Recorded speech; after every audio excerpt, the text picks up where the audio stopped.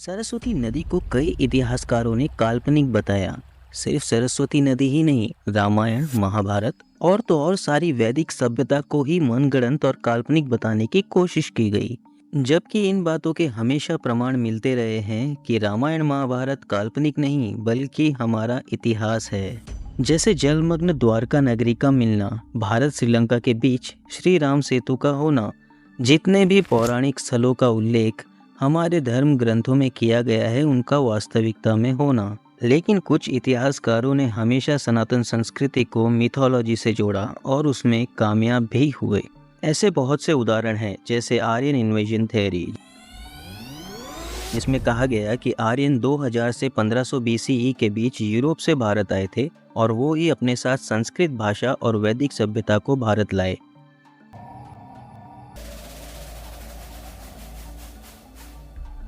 जबकि कई आर्कियोलॉजिकल सर्वे में इस बात के सबूत मिले हैं कि सिंधु घाटी सभ्यता के लोग भगवान शिव की पूजा करते थे और सिंधु घाटी सभ्यता को 450 से 5000 BCE तक पुराना माना जाता था।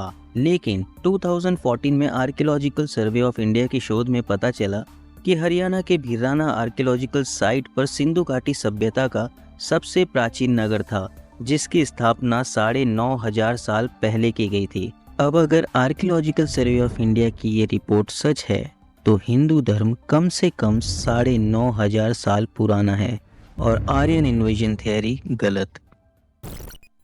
चैनल को सब्सक्राइब और नोटिफिकेशन बेल को ऑन कर दीजिए, क्योंकि भारत का इतिहास इस सीरीज में हम एक एक करके हमारे समृद्ध इतिहास और संस्कृति पर जो मिथोलॉजी की परत चढ़ा दी गई है उसकी सफाई कर देंगे।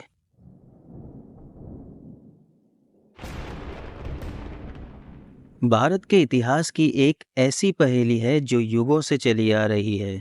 एक प्राचीन नदी जिसका उल्लेख वेदों में मिलता है, जिसे हमारी प्राचीन सभ्यता में पूजा गया और जिसकी तलाश में कवि, इतिहासकार और वैज्ञानिक लगे हुए हैं। ये है सरस्वती नदी की कहानी। एक ऐसी नदी जो कभी बहती थी लेकिन कई हजार वर्षों पहले इतिहास के पन्नों से गायब हो गई। कई इतिहासकारों ने तो इसके अस्तित्व पर सवाल उठाकर इसके इतिहास को मिटाने की कोशिश भी की। सरस्वती नदी केवल एक भौगोलिक तत्व नहीं थी, बल्कि एक पूरी सभ्यता और संस्कृति का प्रतीक थी। दुनिया के सबसे पुराने ग्रंथ ऋग्वेद में इसका उल्लेख 60 से ज़्यादा बार किया गया है। अम्बि तमे नदी तमे देवी तमे सरस्वती, सबसे सर्वश्रेष्ठ माँ, सबसे सर्वश्रेष्ठ नदी, सबसे सर्वश्रेष्ठ देवी सरस्वती। इसी नदी के किनारे महाभारत का युद्ध लड़ा गया। ऋग्वेद के नदी सूक्त के एक मंत्र में सरस्वती नदी को यमुना के पश्चिम और सतलुज के पूर्व में बहती हुई बताया गया है। ऋग्वेद तथा अन्य पौराणिक ग्रंथों में दिए गए सरस्वती नदी के उल्लेखों के आधार पर कई भूवैज्ञानिक मानते हैं कि हरियाणा से राजस्थान होकर बहने वाली मौजूदा सूखी हुई घग्गर हाकरा नदी प्राचीन वैदिक सरस्वती नदी की एक मुख्य सहायक नदी थी। उस समय सतलुज तथा यमुना की कुछ धाराएं सरस्वती नदी में आकर मिलती थीं। इसके अलावा दो अन्य लुप्त हुई नदियां दृष्टावती और हिरण्यवती भी सरस्वती की सहायक नदी थी। लगभग 1900 संवत पूर्व कुछ भूगर्भीय बदलाव जैसे भूकंप और टेक्टोनिक शिफ्ट की वजह से यमुना सतलुज ने अपना रास्ता बदल दिया तथा दृष्टावती नदी के 2600 संवत पूर्व सूख जाने के कारण सरस्वती नदी भी लुप्त हो गई। जैसा कि ऋग्वेद में सरस्वती नदी को नदीतमा की उपाधि दी गई है, वैदिक सभ्यता में सरस्वती ही सबसे बड़ी और मुख्य नदी थी। सरस्वती एक विशाल नदी थी जो पहाड़ों और मैदानों से होती हुई अरब सागर में विलीन हो जाती थी। उत्तर वैदिक काल और महाभारत काल में ये नदी बहुत कुछ सूख चुकी थी।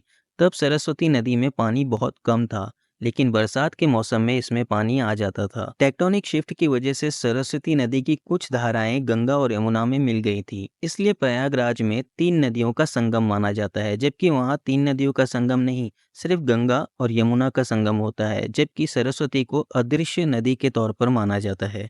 वैदिक काल में सरस्वती को पवित्र नदी इसलिए भी माना जाता था क्योंकि इसके तट पर रहकर और इसी नदी का पानी पीकर ऋषियों ने वेद रचे और वैदिक सभ्यता का विस्तार किया। इसी कारण सरस्वती को विद्या और ज्ञान के रूप में भी पूजा जाने लगा। ऋग्वेद में सरस्वती को सिर्फ नदी देवी के रूप में वर्णित किया गया है, लेकिन जैसे जैसे समय बीतता गया सरस्वती को वाणी की देवी और ज्ञान की देवी के रूप में माना जाने लगा।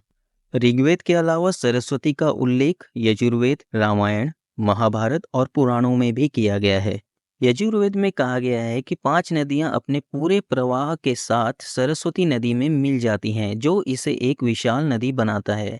ये 5 नदियां सतलुज, रावी, व्यास, चेनाब और दृष्टावती हो सकती हैं।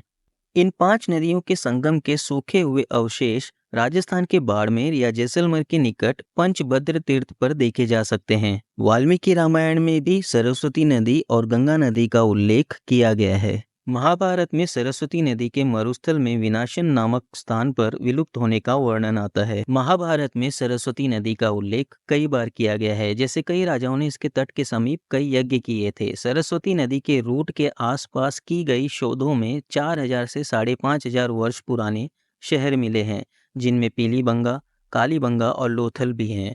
कई यज्ञ कुंडों के अवशेष भी मिले हैं, जो महाभारत में वर्णित तथ्य को सच साबित करते हैं। भूवैज्ञानिकों का मानना है कि भारतीय उपमहाद्वीप में जो सबसे पुरानी सभ्यता थी, वो सिर्फ सिंधु नदी के किनारे ही नहीं, बल्कि सरस्वती नदी के किनारे भी पनपी थी। इसलिए इसे सिर्फ सिंधु घाटी सभ्यता न कहकर सिंधु सरस्वती सभ्यता भी कहा जा सकता है। यहाँ तक कि सरस्वती नदी के किनारे जो प्राचीन नगर थे, वे सिंधु घाटी सभ्यता से कई हजार वर्ष पहले स्थापित हो चुके थे। सरस्वती एक ऐसी नदी थी जिसका इतिहास सिर्फ वेदों, पुराणों और महाकाव्यों में ही नहीं, बल्कि हमारी धरती के गहरे रहस्यों में भी बसा है। ये नदी जो कभी भारत की सभ्यता का आधार थी, न सिर्फ देवताओं और महर्षियों की कथाओं में प्रकट हुई, बल्कि वास्तविकता में अपनी धाराओं से इसने हमारी सभ्यता को सींचा। आज जब हम अपने इतिहास को फिर से देखेंगे तो समझ पाएंगे कि सरस्वती ना सिर्फ एक नदी थी, बल्कि भारत के विकास और उन्नत संस्कृति का प्रतिबिंब थी, जो विलुप्त हो गई लेकिन अपने पीछे एक कहानी छोड़ गई जो हमेशा याद रहेगी। सरस्वती की कहानी कहते हुए हमने एक प्राचीन नदी के इतिहास, उसके अस्तित्व और हमारे इतिहास में उसके महत्व को समझा। अगर आपको ये सफ़र रोचक लगा हो तो हमें अपने विचार कमेंट में ज़रूर बताएं। ऐसे ही और भी गहरे और रोचक विषयों पर हम आपके लिए और वीडियोस लाते रहेंगे। इसलिए अगर आपने अब तक हमारे चैनल को सब्सक्राइब नहीं किया है तो अभी सब्सक्राइब करें और नोटिफिकेशन बेल ऑन कर दें, ताकि हमारी नई वीडियोस की जानकारी आप तक पहुंच सके। और अगर आपको ये वीडियो पसंद आया तो लाइक करना ना भूलें, क्योंकि आपके एक लाइक से हमें ऐसे ही और वीडियो बनाने की प्रेरणा मिलती है। धन्यवाद। फिर मिलेंगे अगले वीडियो में।